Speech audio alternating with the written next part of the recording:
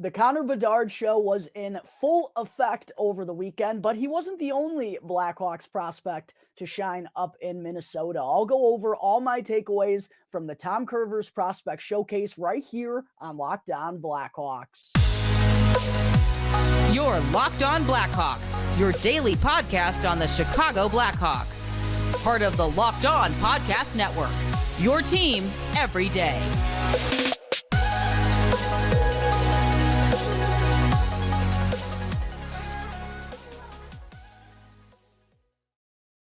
What's up, everyone? Welcome on in to another episode of Locked On Blackhawks, part of the Locked On Podcast Network, your team every day. As always, thank you all for making the show your very first listen here to start off your day. I'm your host, Jack Bushman. Go and follow me on Twitter at JackBushman2, or you could also go and check out my Strictly Blackhawks account at Talkin' Hockey for all the latest Blackhawks news and updates. Also, make sure that you're subscribed to the YouTube channel if you haven't done so already. I'm probably having some new viewers, some first-time watchers of the program here today, considering Connor Bedard was in action with the Blackhawks for the first time since being drafted over the weekend. I'm sure there are some folks out there who are plenty excited about his performance that he put in on Saturday night. So this is the first time checking out the show. Welcome, and please make sure to hit that subscribe button for me. I would greatly appreciate it, as hockey season is right around the corner. Really trying to boost up the numbers on the show and get it out to as many Blackhawks fans as possible. So I greatly appreciate all of your help, and also by subscribing to the YouTube channel. That way you can get the latest episode as soon as it becomes available each and every day. All right, enough of that. Good afternoon, everyone. Thank you all for joining me on another episode of Locked On Blackhawks, your one-stop shop for all things Chicago Blackhawks. And I hope everyone out there had themselves a lovely weekend and are off to a good start here on Monday morning. And I know for me personally, I am in quite the mood here to start off the week. And that's because we finally got to see Connor Bedard in action wearing Blackhawks uniform for the first time since he got drafted, after, all the buzz that surrounded this kid for, the last year plus now. Obviously, the Blackhawks win the draft lottery. We know what that means. They picked Connor Bedard first overall in July, I believe. Was it July? I believe it was July. Can't even remember now. There's just been so much going on with the whirlwind in the media and the hype that comes with Connor Bedard. Finally, this weekend, the kid got to go and do his favorite thing in the entire world, and that's to go out there and actually play the game of hockey. And let's just say, to put it simply, he passed the test, Blackhawks fans. Game one of the Tom Kurvers Prospect Showcase for the Hawks came on Saturday night as they took on the prospects of the St. Louis Blues. And look, I totally understand that this is a prospect scrimmage, the Tom Kurvers Prospect Showcase, and both of these teams don't even have their full arsenal of prospects. They don't even have the full pool to work with, because, if you're playing college hockey, you're already in school and you're already involved with that team, so you're not eligible to play in this showcase. And I also know, it's a scrimmage in middle September. We're still over a little under, actually, a month away from the start of the season. I completely understand that, but man, did it feel good to pummel the St. Louis Blues 5-0 on Saturday night. And I can't be the only one out there who felt that way, in particular, especially when Connor Bedard absolutely dominated the game from start to finish. And it was exactly the type of performance that you wanted to see from Connor Bedard in a prospect showcase. I mean, with all the talk about him being a generational talent, the expectation in a prospect showcase like this, even going up against guys who are, 2, 3, some even 4 years older than he is, the expectation was still for him to go out there and to perform at a high and elite level and to be the best player out there on the ice. And, if he goes out there and scores one goal, isn't all that involved in the game, there could be some people, some naysayers saying, oh, this and that. There was absolutely none of that. There was no talk. Connor Bedard absolutely shut that down right from the get-go, because it was a full Conor McGregor type moment. He wasn't just there to take part. He was there to take over, and that's what Connor Bedard absolutely did. Goes on to score a hat trick. All 3 goals are absolutely beautiful. The first of which was like, yes, that is what we were wanting to see when we drafted Connor Bedard. A perfect curl and drag from the right dot, just tucks it and then fires a laser. I don't care who you put in that. I don't care that it was the St. Louis Blues, probably 5th or 6th goaltender in their system. I don't care who it was. Not many goalies are going to stop that shot. And we saw the shot on display again with Bedard's second goal of the game coming from literally no angle, just blows it right past the goaltender's shoulder, a little water bottle shot. That was another thing of beauty. And then the hat trick goal too was kind of just a nonchalant, oh, here's Bedard one-on-one. He gets the puck in the middle of the ice. Nice feed by Nick Lardis there to get him the puck, might I add. But just kind of a innocent-looking play where Connor Bedard and the special shooting abilities that he has just blows it past the goaltender for the hat trick. He was, like I said, wanting to take this game over from start to finish. There wasn't an official shot counter or an official stat keeper or anything for this scrimmage, but Connor Bedard was credited with 11 shots on goal. It probably was more than that, and I'm not kidding. I think he probably had 20 to 25 shot attempts. I mean, he was trying to put the biscuit on cage, trying to go shelf every time he had the puck, and I made the joke on Twitter saying, Blackhawks fans in the 300s are already going to love this kid if he plays like that, because he was wanting to shoot it every time he had it. He was wanting to make an impact on the game. And boy, did he ever. 3 goals and a primary assist for Connor Bedard. Finally got to get on the ice and do what he does best. And he absolutely didn't disappoint. And I just thought it was a picture perfect type of debut for him. There can't be any critiquing. There can't be anyone, nitpicking anything about his game. No, he was flawless. He was the best player on the ice, the most dominant player there, as everyone expected, and he absolutely lit it up. Connor Bedard did not disappoint in his first little debut, was the absolute pivotal point of the Blackhawks getting out to this 5-0 win in their first game of the showcase. And again, I don't care if it's middle September. I don't care if it's March and we're out of the postseason running. Beating the St. Louis Blues is always super sweet, and watching Connor Bedard do what he did to lead the Blackhawks prospects to victory made it all the more special. So an absolute A+, 5 stars, whatever way you want to shape it up. A spectacular showing from Connor Bedard and his first little bit of action wearing the Blackhawks sweater. But I thought the best part about the night too, while Bedard rightfully deserves his share of the credit and is going to be, the talk of the prospect showcase from the Blackhawks perspective, my favorite part was how many guys had good showings, how many prospects I have to talk about here on the show. The amount of depth that the Blackhawks have in their prospect pool was on full display, not only in game 1, but in game 2 as well. And it's just, man, what a change in the tides it's been since Kyle Davidson has taken over, even in comparison to last year. Like, it was his first official draft class. There was obviously hype behind Kevin Korchinski and Frankie Nazar and the slew of picks that Kyle Davidson made in that draft class, but it still just felt different this year, being like, oh my gosh, look at this guy. Look, all the depth that the Blackhawks have, the amount of skilled prospects that they have in their pool. They were given the second best prospect pool in the entire NHL by The Athletic. To me, I'm hard pressed to find a deeper prospect pool. I think the Anaheim Ducks might have them beat on top tier talent just by sheer volume in comparison to Bedard and the others. But no one has a deeper prospect pool, in my opinion, than the Chicago Blackhawks. And that's what really stood out to me. The amount of guys that I'm talking about here on the show that I'm going to get into right now.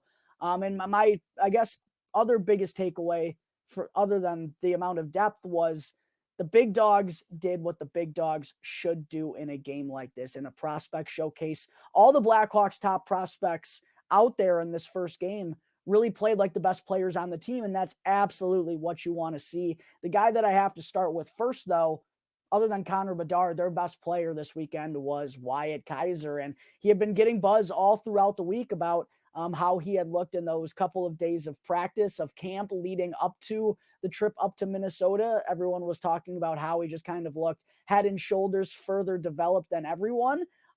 He looked like a guy who played in 9 NHL games at the end of last year and has, played 3 years of college hockey as well. I think the expectation for Wyatt Kaiser was probably to do this, considering, Kevin Korchinski still 19 years old, Ethan Del Mastro, Nolan Allan are draft classes behind him, right? The expectation was probably for Wyatt Kaiser to put on a performance like this, but I don't think anyone expected him to shine this much more than any other defenseman. It's clear that Wyatt Kaiser, out of this group, is the most NHL-ready type of defenseman. Looked to be just a step ahead of everyone. I thought he was very active. He actually only wound up playing in the first game, which I'll get to more here in just a second. But every time the puck was on his stick, it looked like he was really striving to make an impact and really trying to set something up or create something on his own. There were a couple of instances where Kaiser just drove the puck to the net himself. I thought his breakouts from the defensive zone were awesome. The way that he was able to skate the puck up ice and avoid forecheckers and go and create offense on the other end. I think offensively, he looks really ready for the NHL level. It's now just going to be about, is the defensive side of things sturdy enough for him to be an NHL regular? But from when the puck's on his stick to what he's able to do in the offensive zone, Wyatt Kaiser looks NHL ready, and he was the best Blackhawk over the weekend, not named Connor Bedard. But I got to give credit to Kevin Korchinski as well. His playmaking and his skating absolutely shined. I thought he looked really good on the power play with Connor Bedard in that game against the St. Louis Blues. He had a couple of really nice feeds in the offensive zone. And just, I was talking to my buddies about this who I was watching the game with, and I just mentioned to them, watch how quick this kid gets back up the ice when he jumps into a play. I mean, he is like the definition of a roamer. He can be in the offensive zone 1 second, and then all of a sudden he's the first man back when the team is countering the other way. The way that he gets up and down the ice, it's effortless. His speed is truly effortless. He definitely looked thicker than he did a year ago. So it's going to be interesting to see what happens with him in training camp as well. I thought he had a very first game. Colton Dach was another guy who really stood out, another big gun. Was in front of the net, causing havoc, was being physical, mixing it up and jawing with a couple of Blues prospects. I know this was a scrimmage game like I was talking about, but it was pretty evident that these two teams, just their organizations, I mean, even if these guys haven't played against each other in their respected teams' uniforms, there was just some disdain, and the rivalry, like, it was pretty prevalent. And Colton Dach was really mixing it up and getting physical and getting feisty. And apparently from multiple reports, the Blackhawks have told him that they wanted him to focus on the physicality and to be more of a true power forward. And I think it does make sense when you look at Colton Dach's game, because also considering what the Blackhawks have in their organization, they don't need Colton Dach to be a skilled offensive player. They need him to be a physical middle six forward that can be a net front presence, create some havoc in there. And he also has a pretty good shot as well that I think is his best offensive attribute. But his physicality and just the difference in, I think the mindset of his game was clear and very evident throughout the course of this weekend. And then last but not least, I got to give a shout out to Drew Commesso. He kind of got lost in the shuffle because of Bedard and Korchinski looked good. Kaiser looked really good. Colton Dach as well. Drew Commesso wound up pitching a shutout in net. Again, there wasn't an official stat keeper there, so we don't know how many saves that he made, but it wasn't an easy shutout for him. Like the St. Louis Blues prospects, they had a lot of good looks, and he made a lot of big-time saves, looked really steady, really calm and composed, as he tends to do in net. That's kind of his style. Nothing athletic about him really jumps off the page, but just stays square, plays a simple game, and worked out very well for him as, again, he was a great backstop to the shutout. From all accounts, I really thought this game on St. Louis against the St. Louis Blues on Friday night was pretty picture perfect for the Chicago Blackhawks. Connor Bedard did his thing. He was the best prospect out there on the ice. The rest of the big dogs played their parts. They played like big dogs. Korchinski, Kaiser, Allan, I thought played well. Same with Ethan Del Mastro, Colton Dach. Nick Lardis looked pretty good on the top line with Dach and Bedard as well. And then Drew Commesso shut things down in net and had a shutout. So from all accounts, I give the Chicago Blackhawks an A++, defeating the St. Louis Blues 5-0 on Saturday night, with Connor Bedard leading the way with a hat trick.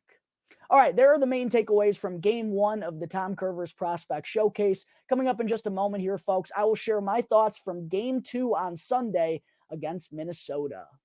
But first, I need to talk to you all about Jace Medical. Everyone should be empowered to care for themselves and their loved ones during the unexpected. That's why Jace Medical offers the Jace Case. The Jace Case provides 5 life-saving antibiotics for emergency use and gives you the peace of mind that so you are not just hoping that you have access to medication in the time of an emergency. Jace Medical makes sure that you have the medication in hand at all times and is so simple. They handle everything from online evaluation to licensed pharmacy medication, delivery, ongoing consultation, and care. Don't get caught unprepared. And you can save more than $360 by getting these life-saving antibiotics with Jace Case Medical, plus an additional $20 off by using the code LOCKEDON at checkout at jasemedical.com. That's JASE medical.com. And if you use the promo code LOCKEDON, you can save $20 by using the code LOCKEDON at checkout. All right, we're back here on the Locked On Blackhawks podcast, part of the Locked On Podcast Network, your team every day. Again, make sure to smash the like button, go and comment down below as to, other than Connor Bedard, your biggest standout from the Tom Kurvers Prospect Showcase. And if you haven't done so already, please subscribe to Locked On Blackhawks on YouTube. And also make sure you're following Locked On Blackhawks on Instagram as well. Lots of good stuff being posted there. I'm really trying to boost those numbers up too. So I would greatly appreciate if you gave Locked On Blackhawks on Instagram a follow as well. All the places where we can just try and grow the show. I would greatly appreciate if you would show your support out there. All right, segment 2. Let's talk about the second game of the weekend for the Chicago Blackhawks after beating down the St. Louis Blues 5-0 on Saturday night. The second game of the Tom Kurvers Prospect Showcase for them came on Sunday, 3 p.m. Central Time against the Minnesota Wild. And most notably, after their performances on Saturday against the Blues, head coach Anders Sorensen elected for Connor Bedard and Wyatt Kaiser both to be out of the lineup for this second game of the weekend, which quite honestly does make sense. I mean, we didn't really need to see anything more from them. Connor Bedard, as I've said a couple of times now, was clearly the best player out there on the ice. Wyatt Kaiser, I thought, was the Blackhawks' second best player and is clearly more developed at this point in time than anyone else really on the Blackhawks roster for this showcase. So given that you don't want to risk injuries and they had really nothing more to prove, I do ultimately understand the decision to leave them two out of the lineup. But apparently Connor Bedard wasn't thrilled and really was vouching for himself to be back out there. The kid just wants to play hockey at all points in time. He's an absolute gamer, a hockey addict, so it seems to be. I love the desire. I love the passion, but Connor, we cannot afford to let anything happen to you at this point of the season, buddy. We're going to need you out there on the ice in October. And if you play anything like you did against the Blues on Saturday, yeah, we're going to need you leading the charge of this offense. So no Connor Bedard, no Wyatt Kaiser on Sunday against Minnesota for the Blackhawks. As a result of that, Martin Misiak, second-round pick for the Blackhawks in 2023, bumped up to the top-line center spot in between Nick Lardis and Colton Dach. We also saw Louis Clevier wear the C for the Blackhawks on Sunday, which was pretty awesome. Captain Louis. I forgot to mention that Wyatt Kaiser was the one who, unsurprisingly, has the most experience really out of anyone here. He was the one that wore the C for the Hawks prospects against the Blues. Louis Clevier, maybe my favorite name in the organization, other than Marcel. Marcel, of course, was the one to don the C on Sunday. But the Blackhawks prospects actually got off to a roaring start in this game. They grabbed a 3-1 lead after the first period. Nick Lardis was the one who opened up the scoring, capitalizing on a breakaway opportunity and using that strong shot of his to put the Hawks up 1-0. Ryder Rolston was the one who scored the second goal. Kevin Korchinski with the primary assist. Kind of a weird one, just a turnaround little shot there for Ryder Rolston, and there was some traffic in front of the net that helped that one find its way through. And then the third goal was Nolan Allan, believe it or not, showing off some of his best offensive moves that I've ever seen from him since the Blackhawks drafted him. A couple of nifty maneuvers in the offensive zone, drives to the net down the right wing on the offside, and centers a pass that found Colton Dach right there for a gritty goal that put the Blackhawks ahead 3-1. They were roaring right out of the gate, but the rest of the way, things did just not go well for them. They wound up getting outscored 6-1 in the final 40 minutes of this game against the Wild. They still had an opportunity going into the third. The second period, though, things just kind of got out of hand. They gave up a shorthanded goal. Nolan Allan had a bad giveaway there. They did get on the board, though. They did tie things back up before the end of the period. Martin Misiak got a piece of Kevin Korchinski shot from the point to tie things up 4-4, but the Wild were the one to prevail in the third period. Sammy Walker with the hat trick to lead the way for them en route to a 7-4 victory.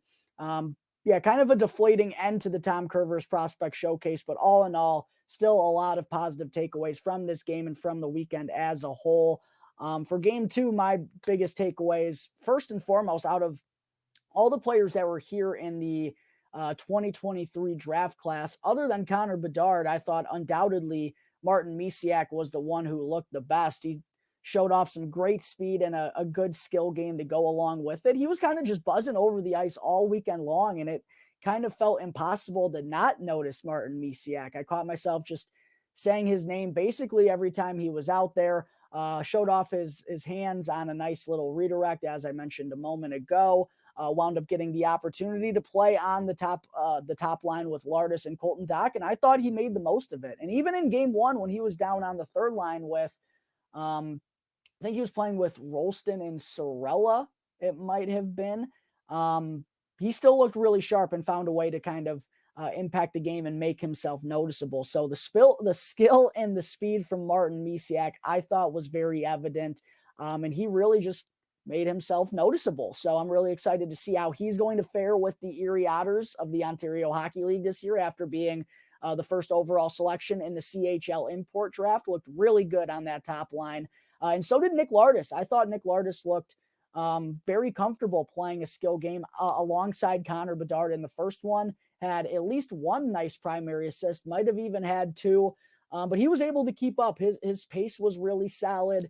The shot was on display, just really good game recognition, I thought. And offensively, I think has good instincts. He also got an opportunity on the power play for the Blackhawks on the left-hand side and was trying to rifle off some shots there. So I really liked his aggressiveness. The one kind of, I guess, two concerns about Nick Lardis were how he was going to handle kind of the physicality at the next level and whether or not he was going to be good enough away from the puck.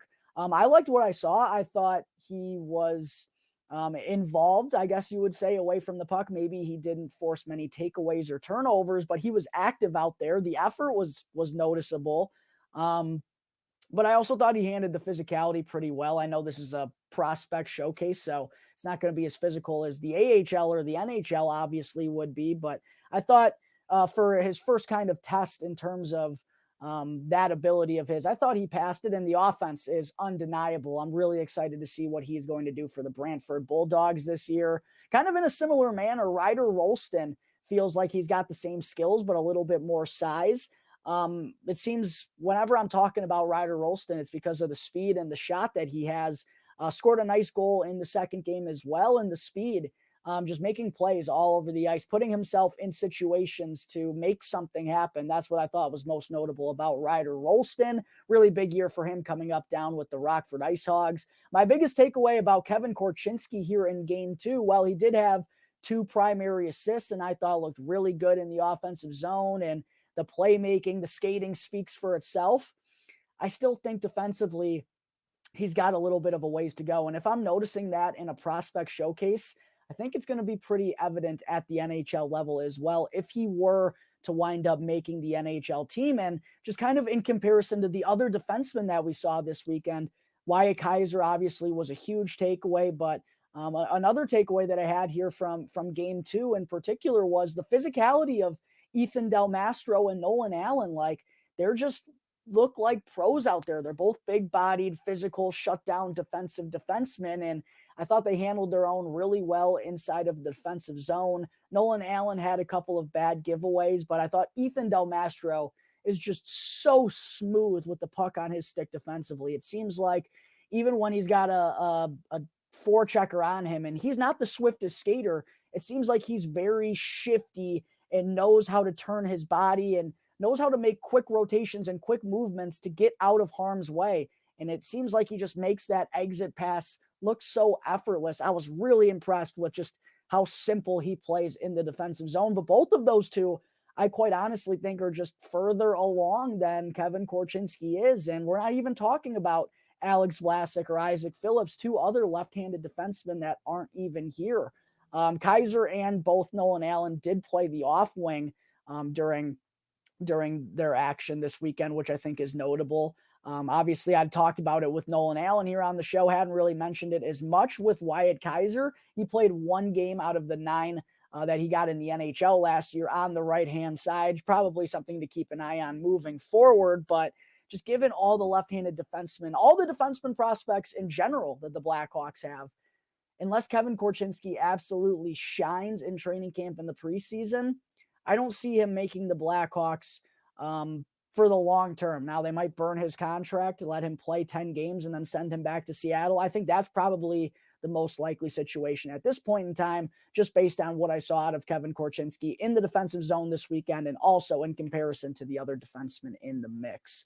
Colton Dach, Nick Lardis, I mentioned they both look really good on the top line. I think in both games, Colton Dach physically looks good. I'm really hoping to see the goal scoring kind of return from him. That was a little absent last year after he returned from injury. The one kind of negative takeaway that I have, and I didn't really have all that many, to be honest, was I was pretty disappointed with the line of Samuel Savoie, Paul Ludwinski, and Gavin Hayes. They really didn't do all that much of anything.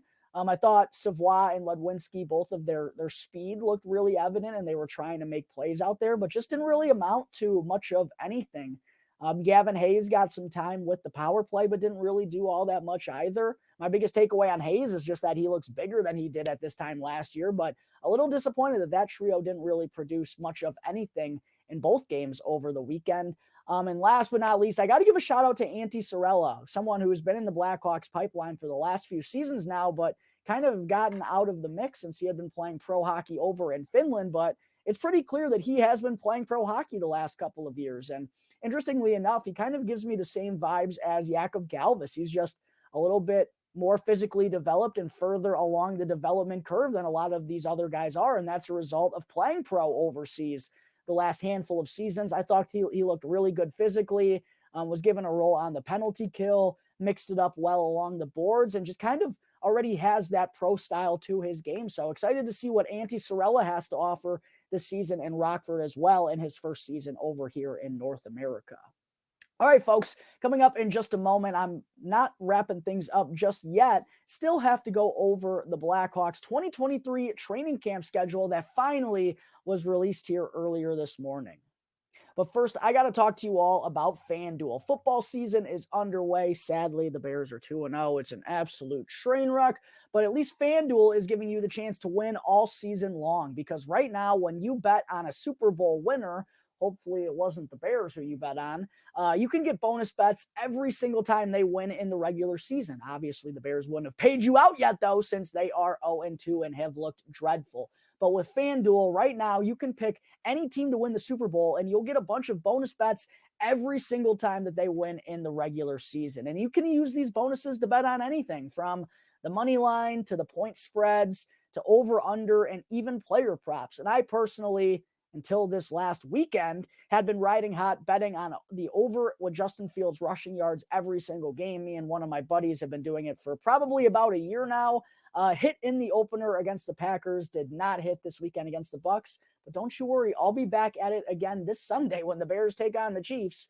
That should be a lot of fun. But FanDuel's won me a lot of money while the Bears are losing. And it's all on an app that's safe, secure, and super easy to use. Plus, when you win, you get paid out instantly. There's no better place to bet on the NFL than FanDuel, folks. So sign up today and visit FanDuel.com/lockedon to start earning bonus bets with America's #1 sportsbook. That's FanDuel.com/lockedon. All right, segment 3. Before I wrap things up and let you all go and enjoy the rest of your Mondays, the Chicago Blackhawks finally released their official schedule for training camp 2023, which is set to begin later on this week, Thursday morning at the United Center. Blackhawks training camp is going to get underway.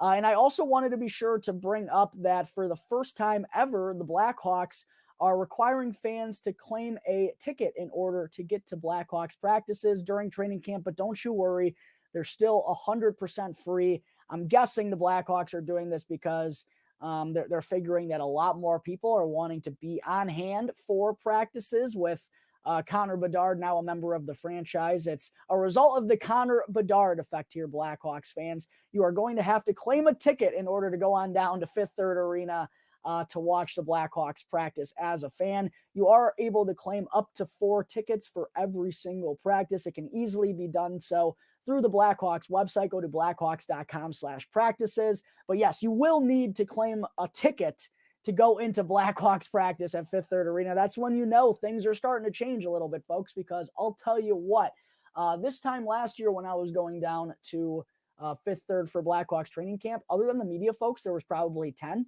maybe 15 people there wanting to watch the Blackhawks to see how they were going to look before the start of the season. The times sure are changing. It is the beginning of a new guard here in Chicago, and bless up, I could not be any more excited about it. But yes, training camp is officially going to be opening this Thursday morning. That is the 21st. Tomorrow, they're actually going to be having a media availability with Kyle Davidson, so I'm sure there's going to be a lot of good quotes and statements coming out here pretty soon, which is something else to keep an eye on for. But from this Thursday all the way until Wednesday, the 27th, other than Sunday, the Blackhawks are going to be having practices at 10 a.m. every day down at Fifth Third Arena. So if you want to go on down and check them out, you can definitely run into yours truly over here. Just give me a what's up. I'll make sure to go on over and say hello. They're going to be practicing every day at 10 a.m. at Fifth Third Arena up until their first preseason game, which occurs on September 28th against the St. Louis Blues at the United Center. But yeah, I'm going to try to find, I'm not going to be able to pull it up right here right now. I wish I could, but yeah, excited that the Blackhawks training camp schedule is finally released. I've been waiting far too long for this. I was estimating that things were going to start this week, but wasn't sure exactly which day. But yeah, now we have things set in stone. Just as a reminder, the preseason games, again, their first one comes on the 28th of September against the St. Louis Blues at the UC. They'll be playing on the 30th up in Minnesota against the Wild, a weekend back-to-back on the road. Saturday against Minnesota, Sunday against the St. Louis Blues. Then the 3rd, they'll also have a game back at the UC against Detroit, October 5th. They'll have a game at 7:30 against the Minnesota Wild. Then their preseason finale is at 7 p.m. against the St. Louis Blues in St. Louis on October 7th. Final day of training camp, I guess what probably people care about. Training camp runs through Thursday, September 21st through Monday, October 9th, 11 a.m. practice on Monday the 9th is the final day of training camp. They'll lead up to their season opener on the road against the Pittsburgh Penguins. Connor Bedard playing up against his former, I guess probably still his idol in Sidney Crosby. What a way to open the season for the Blackhawks. But before I let you guys go, there are 5 training camp questions I think that I have kind of pondered to myself and things I want to put out there to all you fans, things to keep an eye on regarding prospects based on what we saw this week leading into training camp that begins on Thursday. The first of which, will Kevin Korchinski make the team? My feelings about this matter right now is probably not. That's not to say that he won't get action right out of the gate. That's not to say he's not going to play those 9 or 10 games. I think he's going to do that regardless. But in terms of the long-term ploy, I think Kevin Korchinski is going back to Seattle. I just think he's got some things defensively he still has to work on, and he's only 19. There's absolutely no rush. I think the only way he makes the team is if he leaves them no choice. And I just haven't seen that so far based on what I saw out of Korchinski during the Tom Kurvers Prospect Showcase. 2, who are going to be Connor Bedard's line mates? Obviously, you know, he looked really solid at the Prospect Showcase. He was the best player out there on the ice. I think that was the expectation. Now it's about what is he going to do against NHL? Why am I killing me? Against NHL level competition. And who are going to be the 2 lucky players that get to play alongside him to open up the season? Is it going to be, I think Taylor Hall seems like a very likely candidate, but who's going to be on his right wing? Is it going to be Andreas Athanasiou? Is it going to be Philip Kurashev?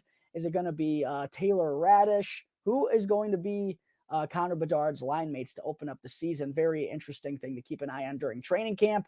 Third, how does Wyatt Kaiser look compared to Alex Vlasic and Isaac Phillips? We know how Wyatt Kaiser looked in comparison to fellow prospects, but he's a little bit further along than most of them. How is he going to look compared to Alex Vlasic and Isaac Phillips, two guys who have already played a lot of games down in Rockford and are ready to make the leap to the NHL full time?